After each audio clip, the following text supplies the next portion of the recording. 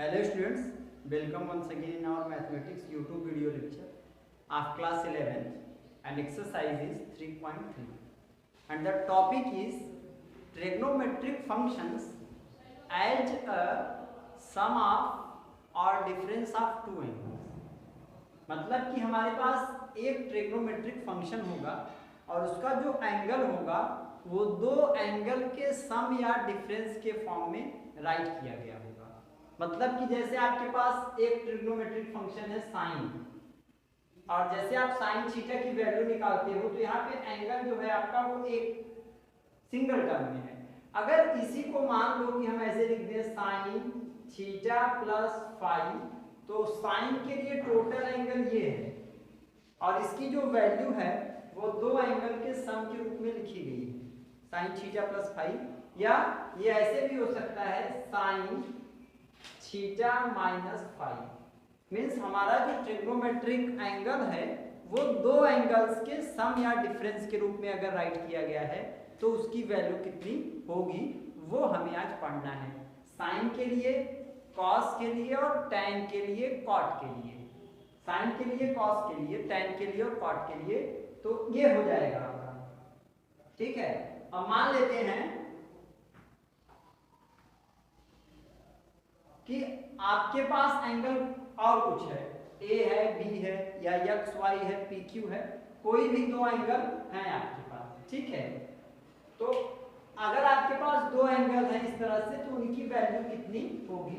एक बात आप बिल्कुल अच्छी तरह से जान लो कि साइन थीटा प्लस फाई की जो वैल्यू होगी वो sine theta plus sine phi के इक्वल नहीं होगी, क्योंकि जो ट्रिग्नोमेट्रिक फंक्शंस होते हैं वो डिस्ट्रीब्यूटिव नहीं होते हैं। एक एग्जांपल लेके हम आपको समझा रहे हैं बहुत लोअर पोर्शन से, कि जैसे मान लो थीटा आपका 60 है और फाई आपका 30 है, तो अगर इसे डिस्ट्रीब्यूट करते हैं तो आएगा साइन 60 प्लस साइन 30। अब दोनों की वैल्यू निकालते हैं, यहाँ पे तो 60 प्लस 30 कितना हो जाएगा, साइन 90 डिग्री, और यहाँ साइन 60 की वैल्यू √3/2 और साइन 30 की वैल्यू 1/2। अब इधर साइन 90 होता है 1 और वहां पे हो जाएगा 2/√3 + 1/2। क्या ये दोनों इक्वल हैं? ये दोनों इक्वल नहीं है। इसका मतलब है कि ये सही है कि theta plus phi is not equal to sine theta plus sine phi. आखिर में जब इसकी वैल्यू इतने के बराबर नहीं होगी तो वैल्यू होगी कितनी, यही हमें पढ़ना है। यही हमारा टॉपिक है कि ट्रिग्नोमेट्रिक फंक्शंस की जो एंगल हैं उन एंगल की वैल्यू अगर दो एंगल के सम या डिफरेंस के रूप में राइट की गई है तब उनका वैल्यू कितना होगा। इसको समझने के लिए, डेरिवेशन करने के लिए एक फार्मूला अगर डिराइव कर लेंगे तो बाकी सारे फार्मूले डिराइव हो जाएंगे। तो आइए समझते हैं इसको। ध्यान से देखो बेटा, ये पहले आप ये फिगर बना लो, क्योंकि अभी फिगर जब हम इसमें समझाने लगेंगे तो बहुत रफ हो जाएगा। सभी बच्चों से रिक्वेस्ट है कि वीडियो यहीं स्टॉप करके और आप ये फिगर बना लो, पॉइंट्स लिख लो। अभी हम आपको समझा देते हैं कि पॉइंट्स आए कैसे हैं। ठीक है, बना लो फिगर। ठीक है, फिगर बन गया आपका। ठीक, अब देखते हैं कि ये सर्कल है क्या। ये सर्कल है और इस सर्कल यूनिट रेडियस का है। यूनिट रेडियस का होने का मतलब है इसकी radius 1 metre, 1 centimetre, 1 kilometre like ऐसे कुछ भी है, यूनिट में है रेडियस। और इसका जो सेंटर है वो ओरिजिन पे लाई करता है, मतलब ये एक्स वाई एक्सिस और ये एक्स एक्सिस है। तो यहाँ पे जो पॉइंट होगा उसका कोऑर्डिनेट 1,0 होगा, आपको पता है। यहाँ वाले पॉइंट का कोऑर्डिनेट 0,1, यहाँ -1,0 और यहाँ पे 0,-1, क्योंकि यूनिट रेडियस है तो ये लंबाई हो जाएगी 1 और एक्स एक्सिस का पॉइंट है 1,0। इसी पैटर्न में ये मैंने लास्ट वीडियो में 3.2 का जो पहला वीडियो था उसमें आपको ये समझाया था कि ये कैसे होता है।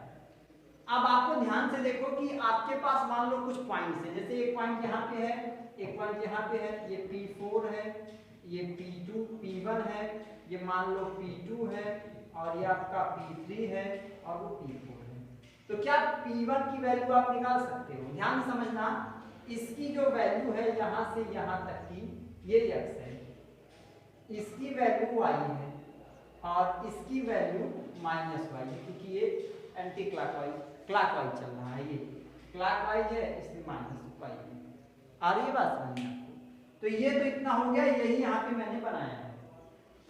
अब आप ध्यान से समझो, फिगर बनाए ना, अब रफ हो जाएगा फिगर। अभी ध्यान समझना बेटा को, अगर हम इस पूरे एंगल को लें यहाँ से लेकर के यहाँ तक ले, तो आप बताओ ये कितना हो जाएगा? आई थिंक ये हो जाएगा x प्लस वाई। देख लो, ये यहाँ x है और ये y है, ये पूरा हो जाएगा x प्लस वाई। अब जैसे कि आप ये बताओ हमें कि ये वाला एंगल केवल कितना होगा। ये देखो ध्यान से, ये एक स्ट्रेट लाइन है यहाँ से यहाँ तक, जहाँ मैं बना रहा हूँ ये एक स्ट्रेट लाइन है और यहाँ तक का एंगल x है, तो ये वाला एंगल जो है ये हो जाएगा 180 माइनस एक्स। अब मान लेते हैं कि 180 माइनस एक्स की वैल्यू निकाल रहे हैं, तो 180 माइनस एक्स मतलब ये, और ये वाला ट्रायंगल ले रहे हैं, ये वाला, ये ट्रायंगल हम ले रहे हैं। इस ट्रायंगल में साइन और एंगल है 180 माइनस एक्स, एंगल यहाँ पे है तो परपेंडिकुलर ये और बेस सॉरी परपेंडिकुलर ये और हाइपोटेनस ये, तो हाइपोटेनस कितना है 1 और परपेंडिकुलर हमारा कितना है 1, ये पूरा यही ना। तो इस पूरे की वैल्यू आप ध्यान से देखो, तो इस पूरे की वैल्यू आपकी मान लो यहाँ पे कोई पॉइंट है ए P1 हो जाएगा, और अपान हाइपोटेनस 1 हो चुका है, साइन के साथ 180 लगा है, नहीं चेंज होगा 180 पर, ये हो जाएगा cos x equal to AP1।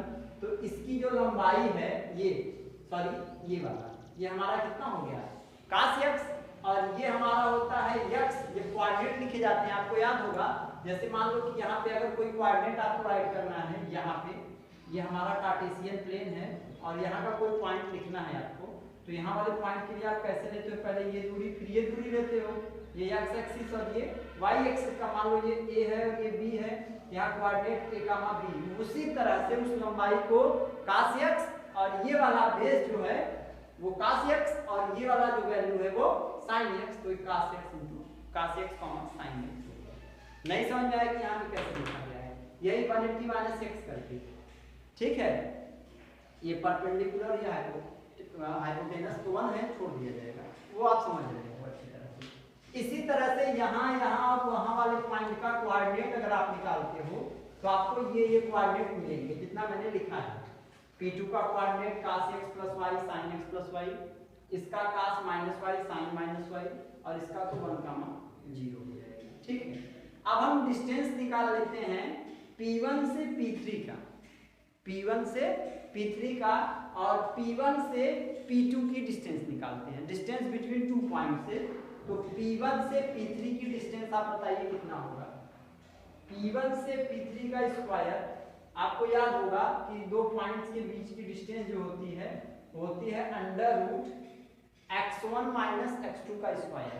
P1 यहाँ पे है और P3 यहाँ पे है, तो हो जाएगा cos x minus cos minus y square. समझ रहे हो आप, cos x minus cos minus y square, x1 minus x2 square plus y1 minus y2 square, तो sin x, और आप समझ रहे हो आगे sin x minus sin minus y का होल स्क्वायर। अब इसकी वैल्यू निकाल लेते हैं। P1 P3 equal to under root, यहाँ पे माइनस, तो cos माइनस थीटा आपका प्लस cos थीटा ही होता है, तो ये हो जाएगा cos x minus cos y इसका होल स्क्वायर, और ये माइनस बाहर आके हो जाएगा sin x plus sin y का होल स्क्वायर, ठीक। इसको स्प्लिट कर दीजिए, तो P1 P3 की वैल्यू आ जाएगी under root cos x minus cos y, तो हो जाएगा a minus b cos square x plus cos square y minus 2 cos x cos y हो जाएगा, और यहाँ पे sin x square sin square y और plus 2 sin x sin y। समझ रहे हैं आप अच्छे से, यहाँ a माइनस b का होल स्क्वायर, यहाँ a प्लस b का होल स्क्वायर लगा के स्प्लिट कर दिए। अगर वैल्यू निकाले तो P1 P3 equal to under root cos square x plus sin square x, साथ साथ कर देंगे तो 1 plus cos square y plus sin square y 1, और minus 2 cos x cos y plus 2 sine x sine y, इतना हो जाएगा। अगर 1 1 2 2 कॉमन कर सकते हो तो 2 अगर कॉमन कर देते हैं यहाँ बचेगा 1 माइनस ये cos x cos y और प्लस ये sin x sin y। ये किसकी वैल्यू आ गई बेटा हमारी P1 P3 की वैल्यू। ठीक है, ये आ गया P1 P3, तो 2 1 minus cos x cos y plus sin x sin y। अब वैल्यू निकालते हैं P2 P4 की, किसकी वैल्यू P2 P4 की। P1 P3 निकाल लिया, P2 P4 निकाल रहे हैं, तो P2 P4 की वैल्यू निकालिए।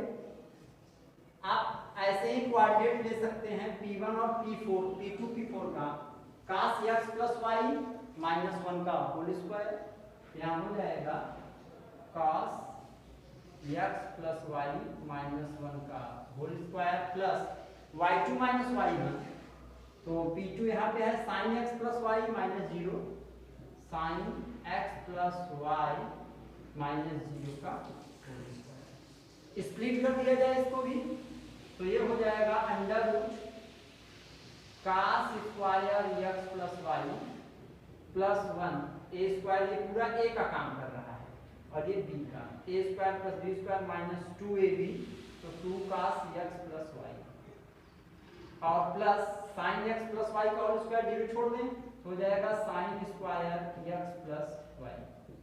अब देखो cos square x plus y और sin square x plus y 1, देख लो cos square theta plus sin square theta, theta जो है x प्लस y चल रहा है, लिख सकते हो थीटा के प्लेस पर ऐसे। अब ये हो जाएगा अंडर रूट 1 और 1 plus 1 minus 2 cos x plus 1 आ रहा है समझ में। Under root 1 1 2 minus 2 cos x plus y, और यहां से आप देख सकते हो कि 2 कॉमन कर दें तो आ जाएगा under root 2 1 minus cos x plus y, cos x plus y। अब आप ध्यान से देखो तो आपको पता क्या चलेगा कि P1 P3 की जो लेंथ है, इसकी जो लेंथ है वो इसके बराबर है। क्यों? क्योंकि P1 O P4 और P4 O P2 ये दोनों कॉन्ग्रुएंट ट्रायंगल हैं। तो अगर P4 O P2 मतलब कि ये ट्रायंगल ये वाला ट्रायंगल, और कौन सा बेटा ये वाला P4 O P3 P4 O P4 O P2 ये वाला ट्रायंगल ले लिया है और ये वाला ट्रायंगल, दो ठो रेडियस है और एक ठो एंगल है। आप देखोगे पता चल जाएगा एंगल, मैं बुक में बोल दे रहा हूँ, बुक में इसमें बहुत रफ हो गया है। बुक में देखो तो आपको दो ट्रायंगल, कौन कौन से ट्रायंगल P1 O P3 और P2 O P4 कॉन्ग्रुएंट होंगे, क्योंकि उनका जो P1 है दो ठो रेडियाई हो जाएगा। P1 O P3 में देखो OP1 और OP3 ये रेडियाई हो जाएगा, उधर OP2 OP4 रेडियाई हो जाएगा, दो साइड, और बीच वाला एंगल इक्वल हो जाएगा x प्लस y से, तो वो दोनों साइड एंगल साइड से कॉन्ग्रुएंट हो जाएंगे। अब अगर कॉन्ग्रुएंट हैं कौन कौन से, P1 O P3 और P2 O P4, यही निकलेगा P1 O P3 कॉन्ग्रुएंट है बाय साइड एंगल साइड। तो